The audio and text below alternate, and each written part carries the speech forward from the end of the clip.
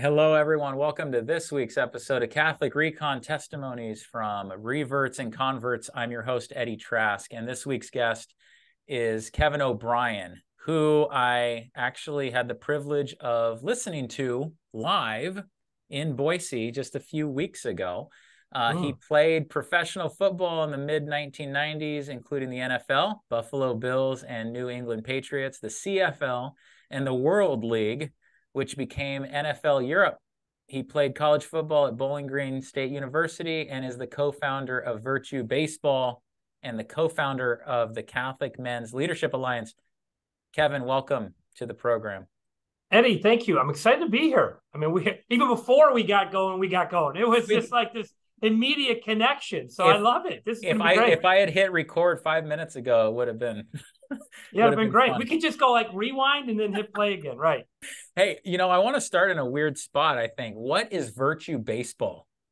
So, it's I'll tell you, Virtue Baseball, Men of Christ really is the men's apostolate that I helped co-found, that then cascaded out Virtue Baseball, CMLA, etc. So Virtue Baseball, this is a simple answer. And I could give you a long dissertation on it, but it's the idea of using sport to build virtue in our boys, right? Build character, another way of saying virtue.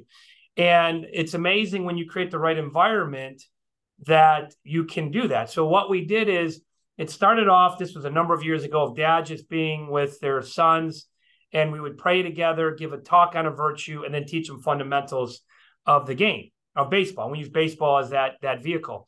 And then we moved it to, okay, we were able to take this idea, bring it to a secular league. So we brought one team in, and we would do it. We would, in a sense, we weren't intentionally evangelizing, but we were through our witnessing, trying to, again, as coaches, we're pretty intense, but bring it down a level, starting with prayer, kneeling before and after games, asking the other teams if they'd like to pray with us. So that went from one team to like 5 or 6 teams. And then we kind of outgrew that, and we started our own club. So you can go to virtuebaseball.com and check it out and kind of get visuals on it. And what we do, we have an entire club. We have from T-ball to high school. I think the number's up to 16 teams. Our biggest issue now is space. And we have dads with their boys coming together, praying, talking about virtue, right? Then applying what we just talked about on the field. Wow. So that's internalized. And then moms are there, moms and the kids. We created a culture. I think one of the biggest things, I will say, I was just telling somebody about this yesterday. During COVID, we decided to continue to press forward, right? We're like, no, we're not shutting down. And so I had this visual, not even a visual, I experienced it. So we're out playing baseball. Everything is shut down, right? We're on the fields. We're cooking burgers, hot dogs. We're Wisconsin brats, right? We're doing that. And I felt so good, right? And what it felt like, this may sound a little weird, but it felt like we had this invisible force field around us, that we created in the culture, we created a subculture and of great people working together and having fun. And it was amazing. And it just continues to grow. And, one of the things I've come to learn, and there's a lot here, but entering into, going out and trying to evangelize, there's a lot of work with that, right? I got 7 kids, I run a company, but in that suffering and sacrifice is your growth. And one of the things I've been able to do through these apostolates is build tons of great friendships, and which is just a gift from God, right? Just wonderful people wanting to do the right thing, that are attracted to these higher noble goods, i.e. virtue, and want to participate and create this, again, subculture of people, right? St. Thomas Aquinas said this, and it's a beautiful comment, and I've repped this out numerous times. True friendship can only be formed by those striving to grow in virtue. And so how do I find those people? Well, create the environment that attracts them. And then you can build relationship, and not only build relationship with the men, which men need friendship now, but also with the families. So, and I could give you a lot more on this, but it's been a lot of hard work, but the hard work has been joy-filled. Well, I think the Virtue Baseball, first of all, thank you for explaining that, but also the work of the Catholic Men's Leadership Alliance. I think about a lot of the work that they're a lot of the work that I've seen executed through that group points to that same idea of building legitimate communities. And I say legitimate because it's not just talking points. I know people that are involved, and they have bonds with other men that I had never seen in my life. And I think that speaks to what you just said about Thomas Aquinas. It also, specifically in your story, it points to, you can just tell you're on fire. So why don't you tell the listeners, how did everything begin, your faith journey, to get you to this point where you're on fire and you care so deeply, not just about men, but the body of Christ? So, you're going way back when. So I, grew up, we're ethnic Irish, meaning my dad's from Ireland, mom's mom and dad are from Ireland. So grew up in that, there was no timeouts growing up in my house. It was old school. And so we'd go to church every week, but that was it. I didn't know. We weren't a pious family, never did, grace before meals, just kind of, I think they did it more out of repetition because that's what you do. So I went through, I always call it the Barney side of things. Like it was this fluffy, no depth catechism, right? Okay. And I did not learn, and it's my fault, I take ownership to that, but I didn't learn the faith. So as I grew and I got older, I physically got bigger, but I started to drift away from the Catholic faith. Now, here's the interesting thing. My brother and I would always kneel down and say prayers. Okay, we did that. So there was always this connection to God, right? And I would say, to Christ. Even though I didn't, quote, have a personal relationship with him back then.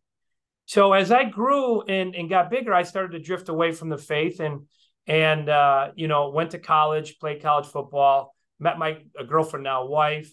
And I started to really discern more when I left college in that setting and I went to play pro football, because now I'm alone. I'm in a very intense environment. Fear was kind of constantly, you're going to get cut, you're going to get cut, you're going to get cut, right? It's just, that's the environment. It's gladiator. I mean, it's you're playing. It is a very physical. You're going to fight every day. Yeah, and you got to kind of get through that. And I didn't have this foundation of faith to catch me.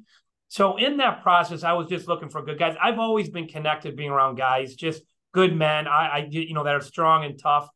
So in that process, while I was in playing professional football, and I got cut and jumped around, I would join these Bible studies. I remember there was a guy, I was out in California playing with the California. This was actually CFL expanding into the U.S., into the States. So I was in Sacramento, and I was listening to a guy named John Hagee. John Hagee's a preacher, Hagee Ministries, till to this day. And he's a Bible thumping, and he's bringing the heat. And I'm like, man, I like it. Gave great, quote, homilies, sermons. Yeah. I started getting his tapes. I'm like, this guy's good stuff. And I started sending them to my girlfriend, now wife. And so we're talking. I'm like, what's the big deal being Catholic? Well, I want to be around people that are passionate for their faith. And this guy is. And now he was kind of anti-Catholic, he getting into some of the crazy stuff and some false beliefs that they think that we have as Catholics, like worshiping Mary. So in that process, we would battle. And my wife and I, girlfriend, would have these deep discussions. So I'm going through and I'm like, it's no big deal. And what the heck, the Catholic faith doesn't mean much. I had no clue about the Eucharist and Christ. So here's the one thing. So now I come home. I just left. I think it's I've played 3 years of pro football.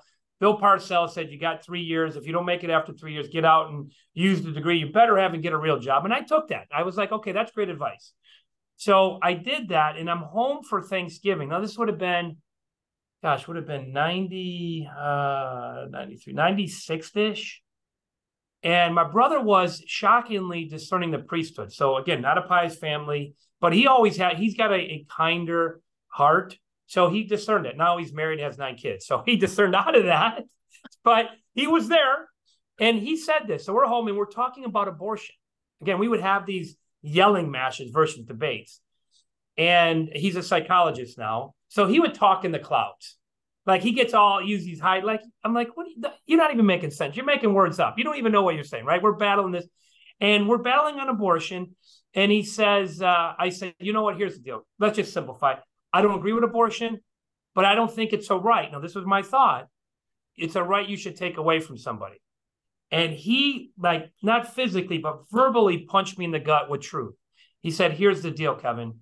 No one has the right to kill an innocent person. And I was like, what? Oh my gosh, you're right. He goes, you know what your problem is? Now he gets in my face. And he's a bigger guy. He's 6'7". I'm the older, but he's taller and bigger. And he said, you know what your problem is? You need to get to confession.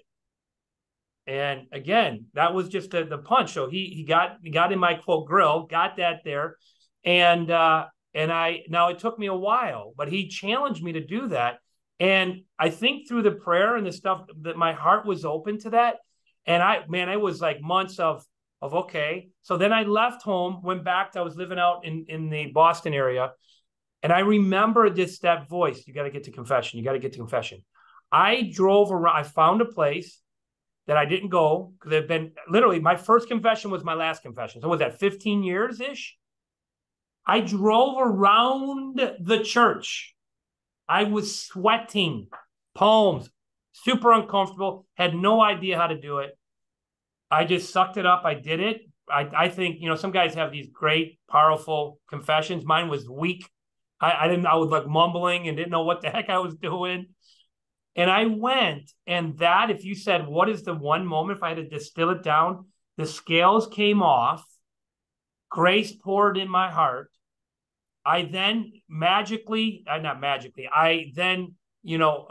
the Holy Spirit working through others, get connected to an Advent men's faith sharing group, which was way out of character for me. So I went to confession, and then in that process, I'm sharing my story, and I leave that. And I'm talking to one of the guys. I'm like, gosh, I wish I could find somebody like this John Hagee, who is so passionate about his faith from a Catholic perspective. He goes, I got a guy for you. The Scott Hahns of the world, those tapes and CDs from Lighthouse. I get one of those and I just start consuming it. I'm literally, because I'm like, I don't understand it. I'm going to rep this stuff out in my head. So I got a series on the catechism. I got stories. I was in sales, so I'm driving. I'm not listening to the radio. I'm listening to the radio, but they're tapes, the cassette tapes.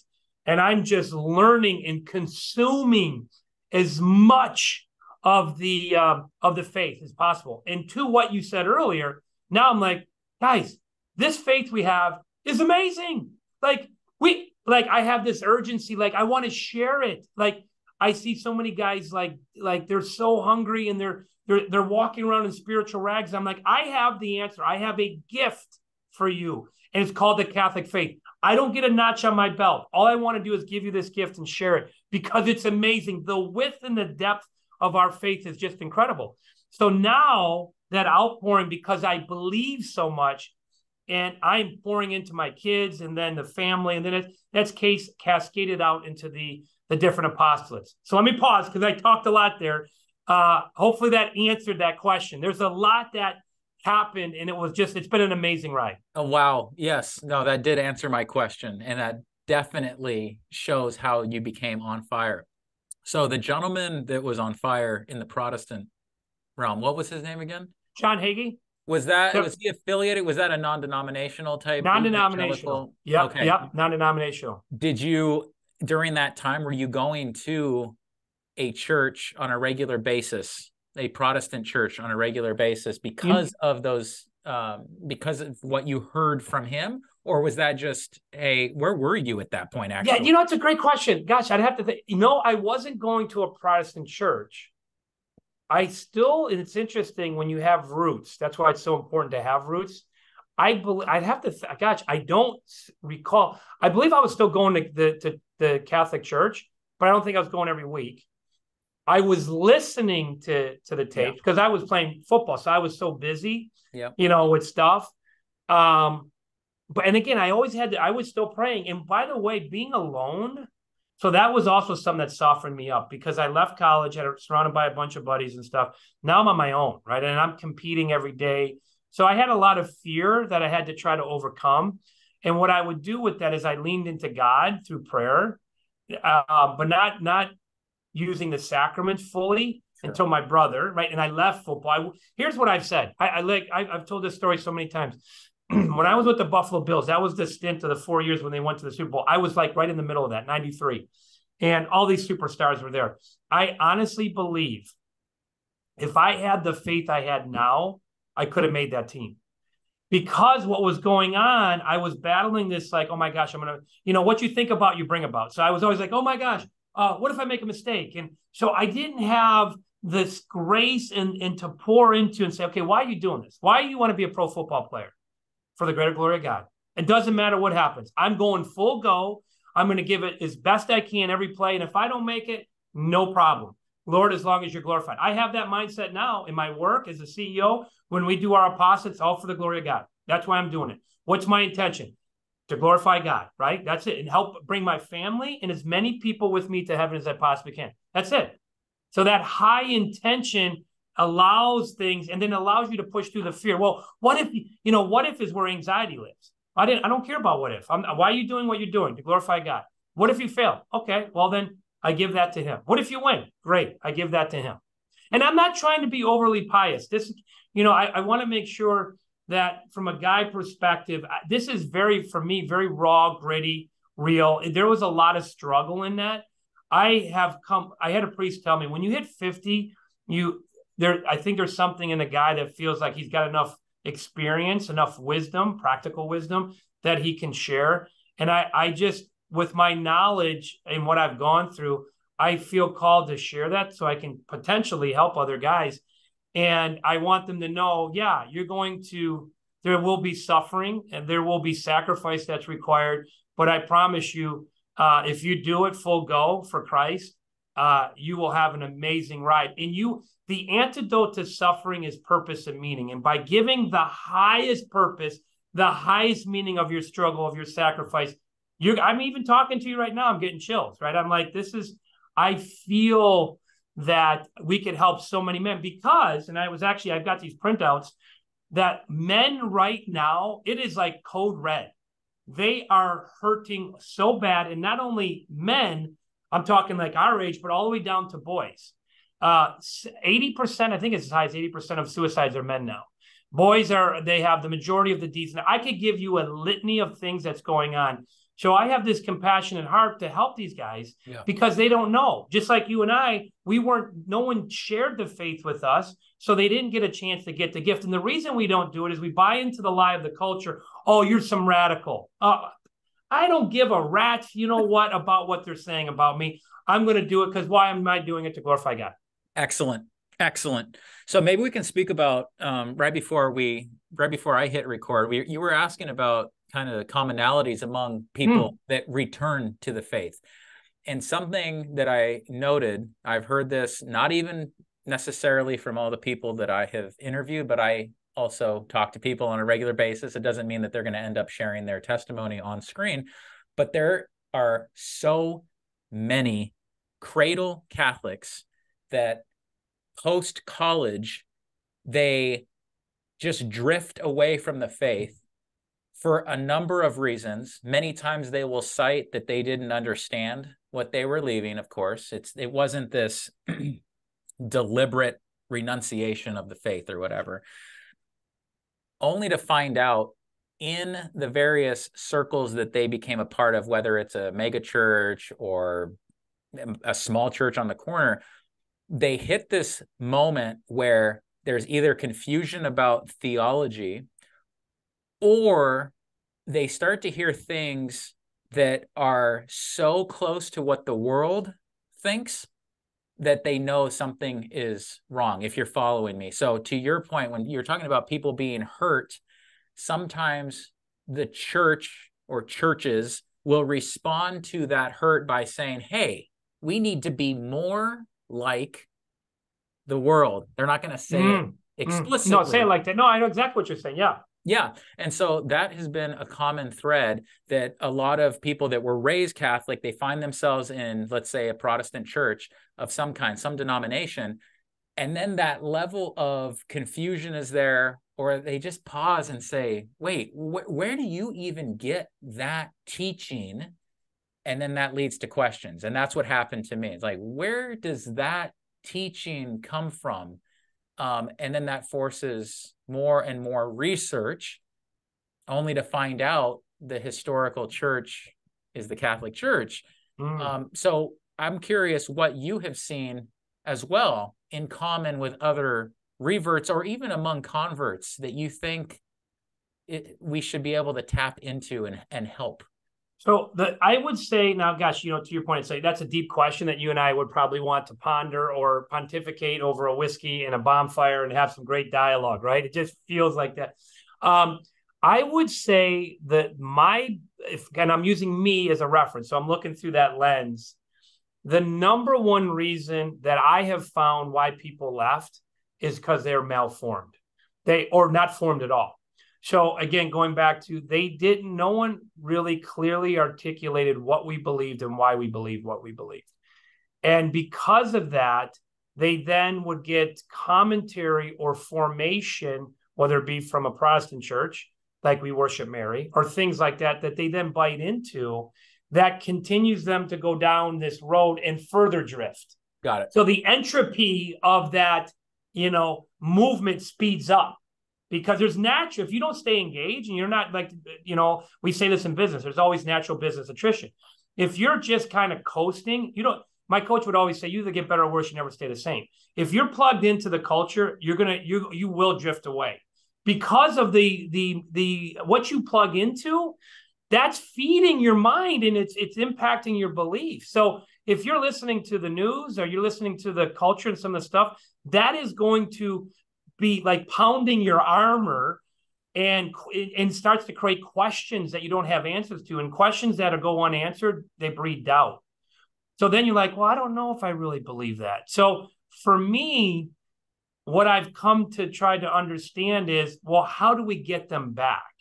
And that's where like CMLA, for me, Men of Christ is, well, the first step in evangelization is creating a powerful experience. So we do a personal invite. One of the things that our Protestant brothers do extremely well is they invite and they build friendship. I think we as Catholics, especially those that are reconverted, what we do is we start hammering after the hard stuff, like contraception and these heavy topics that people get naturally because they're not ready for that. Yep. And we really should be building on friendship and invite because our intention is to help them, not to hurt them.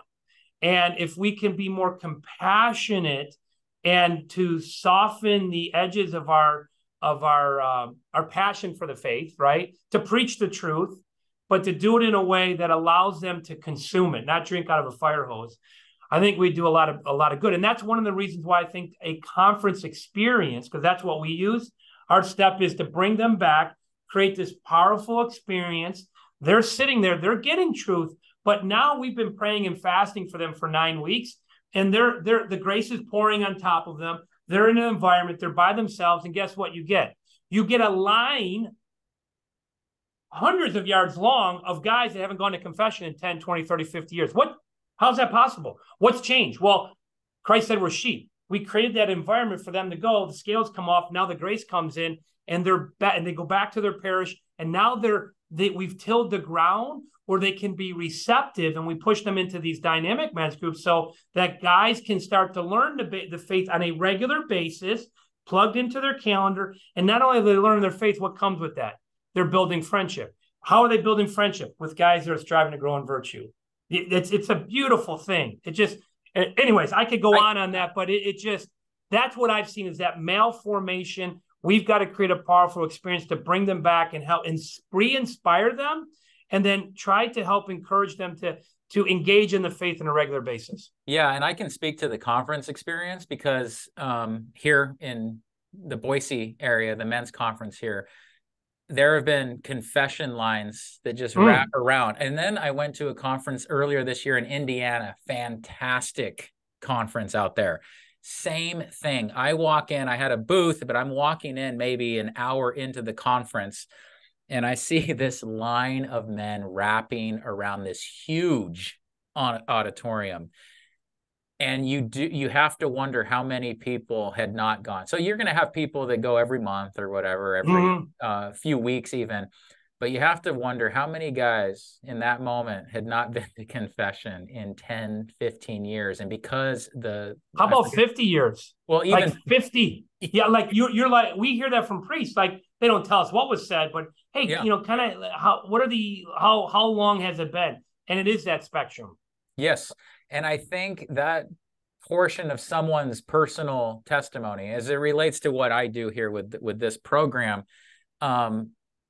when I've heard people tell me that they return to confession after 10 years or 20 years, or maybe that was the maximum, to hear their voice and how dramatic that experience was, that's something that they can take with them to the world. When I see your fire and you want to share that, like how your brother asked you, called you, yeah, like you need to go to confession to clear things up. I don't know, it just amps me up, and I think it is a crucial element for a lot of even converts, but to share that story of the sacrament of reconciliation. Oh, it's beautiful. It's absolutely beautiful. And to dispel all the things that people think about, confessing to a man, like, no, you've got to understand the gift that is here. So I think we need to talk about that more. I wanted to ask you, Kevin, about after confession. Okay. So I don't know how many years ago that was. Several decades. So right? Let's see. 96. It would have been probably 90. Finished football 96. So maybe it was in 96. So that would have been finished with the Patriots. 95. So 90, it would have been 96, probably November of 90. No. Yeah, 96 and 97 timeframe. Okay. So you said the scales. So 25 years ago. Wow. Do you remember the decade that followed? Were you the way you are speaking right now? Were you already speaking that way right after that, or can you go back in time and kind of talk about the development of that intensity and that fervor for the faith? Well, again, this is the amazing. God is so good, right? And now you look back and you see how God placed you. Like, I went to this parish, a small little parish in Northborough, Massachusetts, and got connected to a great group of men. So that's why, like, you see the things that had entered into my life that I'm using as a reference point. We had a new priest come on, Monsignor Sullivan. So I'm in this process. I'm learning. I go to Mass. I'm listening to tapes. Not married yet. Engaged then. Would have been engaged. No, I'm not even engaged yet. I would have been another year out. So I'm just kind of like I'm by myself again, because I'm part of the business that I was an internal consultant. So I'm moving around. My girlfriend is at home, back in Minster, Ohio. So I had a lot of time to listen and read, and that's what I was doing. But for some reason, I felt like, gosh, what? I feel like it just wasn't sticking, So I just had to keep repping it out. When I would cut the grass, I had my cassette player and playing it. And then God just put these wonderful men in front of me. The Brotherhood of Hope, which is a group out in Massachusetts, I got connected to one guy, and then I went on a retreat. And then I had a really tear-jerking confession with their founder, and just the Holy Spirit, right? It was just really deep. And they started to have me tell my story, and I felt really uncomfortable. And then I started just working with guys and being a part of that. And then the pastor at the church I was at invited me to be involved in the Worcester Men's Conference, right? I said, hey, could you help out? So then I did, and I saw what that was like. And so now I'm there, and I got to have a great group of guys that are from the parish, and that we're hanging out together. And we're talking about the faith, but we're playing football and playing hoop together and eating together. So there's just this great community.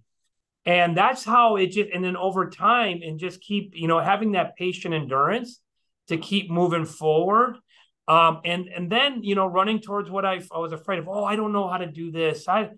Again, going back to, why are you doing what you're doing? To glorify God. If I can, that is something recently within the last few years that I've really embraced. I would do it, but I'd whine about doing it in the past. I got to do this. It was kind of a self-pity-ish thing, because I was getting involved in a lot of things. But I'm glad I did it because that was allowing me to learn to get to the point now where I feel very confident. Not only it's not, I mean, I've felt this a long time that the Catholic faith, the one true faith, but just trying to articulate it with guys, because I believe I know where they're coming from because I was there myself, and through that experience, I re-enter that, and then I don't shy away from saying, like, I've got guys, my son, my sixth grader, I'm helping coach football, good Catholic guys, kind of milk toastish, they don't know the faith, so I'm inviting them to a retreat that Men of Christ is Hope. Now they're like, what retreat? What is that? I'm like, I just said, listen, it's a gift. I'm going to tell you, the first time I went, I said, I will guarantee you go on this retreat, you will walk out floating. It'll be the best gift that you've probably ever gotten besides your kids and your wife. That's how important this is for you. And listen, you go or don't go, there's no judgment. So I want you to know that. But I also want you to know, I think you would get a tremendous amount out of it. So even just that sharing, that's something I would do before, because I was always worried about what they would think. So I just wipe that away now. And I just do the invitation and let it sit. And if somebody would get offended, I'm like, okay, well, my intention is for good. And with that good intention, goodness will come in time. Love it. Now, didn't you, during your talk a few weeks ago, didn't you mention there was a former, former NFL buddy or college buddy that you ended up inviting, former Catholic? I don't know. Do you know what I'm talking about? So what I did, oh gosh, I forgot about this. Is a good one. So this is going back to, so now my fervor, now that you bring that up, went really hot. Like, I mean, hot, like I'm writing letters. So you'll get a kick out of this. I'm writing letters to my Catholic football college buddies, and I'm sending them confession tapes. So I forgot about this. So yeah, literally, I send them these tapes, and one of this guy was Vito Cinquepalmi, big Italian guy to Chicago, 300 pounds, and looks like he breaks legs for a living, right? And we go back to Bowling Green. We had a championship year. So this would have been 2001 or 2006, probably 2006. So we come back for a reunion, and I'm rooming with him. And I had sent him the letter with the tape, just saying, hey, V, just want to let you know, care about your brother. I found this to be really, really good. I hope you enjoy it. Listen to it, blah, blah, blah. So we get in, we're unpacking, and I said, hey, V, did you get the letter I sent you? He goes, yeah. I said, did you read it? He said, no. So now I get super offended. So I get in his grill, right? I'm like, I wrote that because I care about you. Take time and listen to it, right? I probably had a few choice words in there. And then he goes to confession.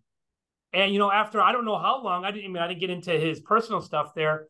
So that was one guy. And then another guy, Mike Calcagno, good friend. Again, same thing, interesting. And I remember calling him one day, and I said, Mike, how you doing? He's like, Kev, I'm squeezing the beads, man. I'm squeezing the beads. He's praying the rosary. So it just, taking those chances, and, I'm doing that even with Men of Christ with the conference. I'm going all the way back to high school now, and my high school buddies that I'm just like, you know what? I'm going to personally invite, Lord, who do you want me to reach out to? And I'm doing that. And one of the guys, Rob McLean, who was called the Enforcer because he got in all these fights in hockey, I sent him an email, right? So I created the distance, right? If you call somebody, you got to be, you want to make it personal, but it can't be too personal, because sometimes that masculine intimacy, guys aren't ready for that. And it's like, oh, my face is uncomfortable. I feel really awkward right now. So I don't want that. So I create the buffer. The buffer is a text or an email. And he's like, man, I really appreciate you doing this. So this idea of just reaching out and not being afraid to do that has been very important for me, and a great way to express my faith. It's fantastic. It actually makes me think of I've interviewed a few people that do either door-to-door evangelization or street evangelization. That's next level. You're tapping into another element, which is Catholics in general have difficulty with the invitation. And even when I've said door to door, I just say that, and said that to some friends, and they're like, whoa, what are you talking about? Yeah, what are you? Are you Mormon? Yeah, yeah, right, right. they're like in Yeah, Catholic circles. And I said, oh yeah. And I went along with my buddy and we did it. And it's very real and very humbling, to say the least. But it makes me think of what you're saying. If you go into any environment assuming that you're going to get rejected and that's what's going to motivate you or demotivate you, then we're not going to do anything, obviously. But in the case of your friends or anyone, if you just say, I'm doing my best, I'm doing it for the glory of God, let's see what happens. God, use me as a conduit, then things change. So when I hear what you have to say, I think in the same realm as those other methods. Even though you know these men, it still takes, in all these instances, it takes courage.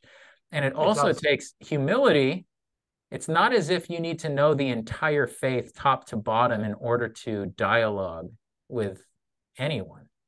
You just have to have the courage to say, I love my Lord and Savior, and let's just start there and see Well, and where I it think, goes.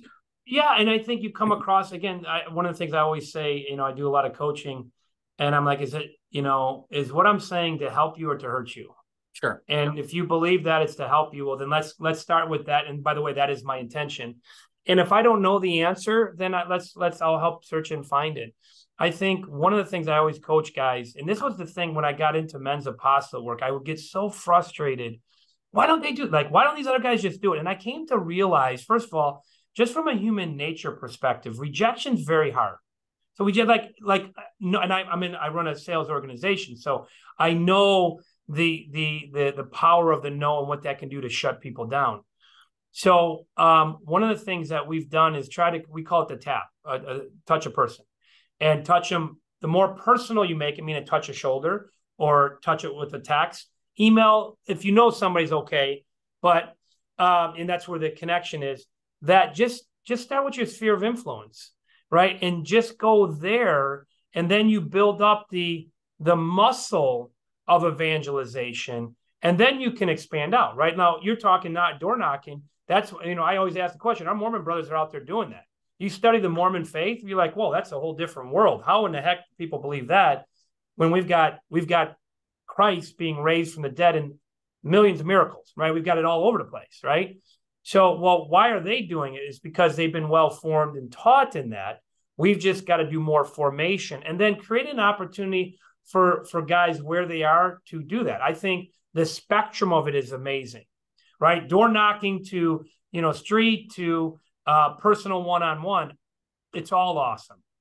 I think we just have to do that because God's called us to. There's no greater love than for a man to lay his life down for another. Well, when I used to hear that, I'd think I have to die in a foxhole. Well, where you put your time, you put your life. So am I willing to put my time into looking at my life and who in my life is away from the faith that I'm going to pour into that individual? That's what God wants, just in your sphere of influence. Start there. Wow. Yeah, back to the door-to-door thing, the approach that this John, and he's been on this channel, the approach that he takes is, okay, I'm going to knock on a stranger's door. Should I come in talking about the Catholic faith and start with apologetics? No. His approach is, hey, I'm with Sent Evangelization. How may I pray for you? And that is so powerful. Beautiful. Yeah. And so beautiful. Yeah, you're absolutely right.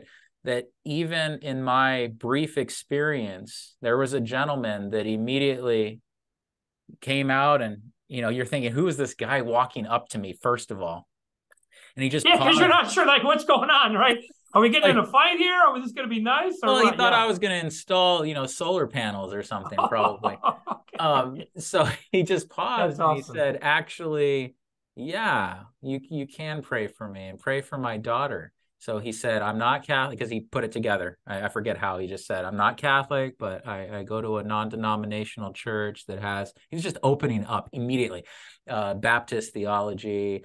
And he said, but our daughter has recently renounced Christianity completely. Oh.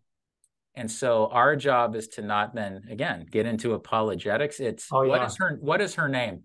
Yeah. Let's pray for her. let's pray that she gets back into the fold.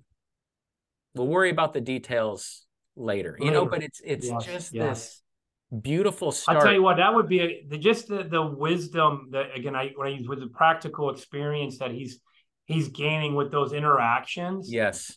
That, like, I think to your point, like, just coming across, like, I want to pray for you. Like, that is in our, as we de-Christianize, we dehumanize, right? And you see that dehumanization taking place right now in the world with gender ideology, all of it. It's the wars, everything. And people are hungry for that, but they will be skeptical, because I think with that, people being less Christian, they're getting more like, what's a good word? Just like, I don't use the word negative, but just their perception of others is going in a negative way. So they're going to look like, okay, well, you're like a snake oil seller. What are you trying to get me to do? And just you dropping out, hey, listen, if there's anything, here's a car. We'd love to have you come to the church. Something, whatever. I think that's such an amazing thing. And by the way, it does take heroic courage to do that. It's not that hard, but to do that and to really have that what I'd call apostolate is amazing. And the last thing I'll say about that, to just let the Holy Spirit truly guide that conversation. Yes. This man has countless stories of people returning to the faith because he knocked on their door, and God used that. And he is even the godparent of certain people as a result of knocking on their doors. And I don't know how to tie that back to where we started, but I think that, well, I would say trusting God. I think, somebody hears that and say, well, there's no way I'm doing that. That's way too far for me. That's like running a marathon. No problem. It's like, you know what? Let's start small, have big dreams, but take small steps. And that's part of developing good habits. And I think start with your family, and if it's your children are away from your faith, that would be something. Okay, let's say just letting them know, hey, Jaden, that's one of my daughters. I'm going to pray for you. I just like, hey, I hope you have a wonderful day. I love you. Just building that relation to bring them back. And then when there's difficult conversation or topics that are difficult, okay, well, there's already this, they're now looking through you with your intention to do the good. Yeah. So then they're more open for those deeper meanings. So you want to help them. If they're living in sin, you want to help them get out of sin. Yeah. Right? Because that's hurting them, not helping them. Yes. Okay. And you kind of touched on this, but I kind of want to land the plane with this. So pretend that someone is trying to do their best for the kingdom of God, and they're getting punched spiritually, emotionally, even physically. Let's pretend that they're just getting just punched and starting to feel rejected. What's a good attitude? What's a good thing to do in those moments to avoid becoming a victim that leaves Christianity because of the way they're being treated, or they don't know how to handle enemy attacks? How would you? That's a big question. Them? Yeah, I know. So here's what it's by the way, I have something quick and then maybe something a little bit deeper if we have time. Sure. So the Navy SEALs have a saying, right? They have this saying, whenever they enter into something difficult, they say full benefit. That's the mental trigger, full benefit. And what that means is whenever they come up, I have a 75-pound pack and we got to go a 20-mile run. Okay, full benefit. So immediately they are looking, and in their mind, they are saying, how do I extract all of the benefit from this very difficult situation? So that's step one. I would literally try to help to change the mindset. How do I know this? Because I had to do this. Oh, I had to do this, and this person was mean, and this priest said that. Like, I just stopped that. And I just said, all right, Lord, that's part of, having humility is being humbled. Part of that rejection is humbling you. It's softening your heart, and it's allowing you to trust God more. So how do you look through the lens of full benefit? When you do that, that has been hugely helpful for me to look at the struggles as an opportunity for growth. How do I get full benefit out of that? That's one. Two, what I would then do is, okay, what do I want to do next? I'm now looking at it. I want to surround myself. Show me your friends. I show you your future. I tell my kids this all the time. You are the sum of the 5 people you hang out with. So what I would encourage people to do is connect themselves into, specifically if we're talking to men, but it could be women as well, into a prayer group there, or men, get into a men's group. Why? Even if you're uncomfortable, okay, I don't know anybody. Great. Find a church, a Catholic church that has a men's group, and go and just sit there and listen and say, Lord, please help me. And you may be super uncomfortable. Again, full benefit. I'm going to take full benefit in that uncomfortableness. I'm going to offer that up, and I'm going to go anyways. I'm going to run towards what I fear. And guess what's going to happen? Your life will be transformed. I literally will promise you, your life will be transformed. I love that answer, Kevin. Thank you. And I would also add, if you sense that, and this is to me, if you sense someone that is timid, that looks like what you just described, and you're uncomfortable, you go after them as well. It's not just. Well, I think, and you be kind, right? You be like, welcome them in. You know, the virtue of hospitality is what you're talking about. This idea as Catholics, we said about our Protestant brothers, what they do is they do a phenomenal job of welcoming you in and like kind of journeying with you. We need to adopt that virtue of hospitality, this idea of loving them into the church. And, you know, like we do this, we're really, and you got to train guys. It's almost like, wow, you didn't get that? No, they don't. We're kind of blockheads with this, that just a handshake, man hug. Hey, you know what, Eddie? I just want to say I'm super excited that you're here. We've got coffee, some donuts over here. Help yourself. My name's Kevin O'Brien. If you have a question, you need anything, you let me know. Brother, I'm just super happy that you're here. Yep. Guys would be like, oh my God, what is this Catholic church? Right? Just that. But by the way, here's the thing. We're getting way better at this. Yeah. And so I would say adopting this idea of building friendship with others is another bolt-on for you being intentional and scanning the room to see those guys that may look a little uncomfortable. Be the guy, be that ambassador to help them and welcome them in so they're not uncomfortable. Amen. Kevin, thank you. Great God chat. Bless. Great chat. Everyone, thank you for watching. And as I always say, please share, please subscribe, please comment. And until next time, take care and God bless.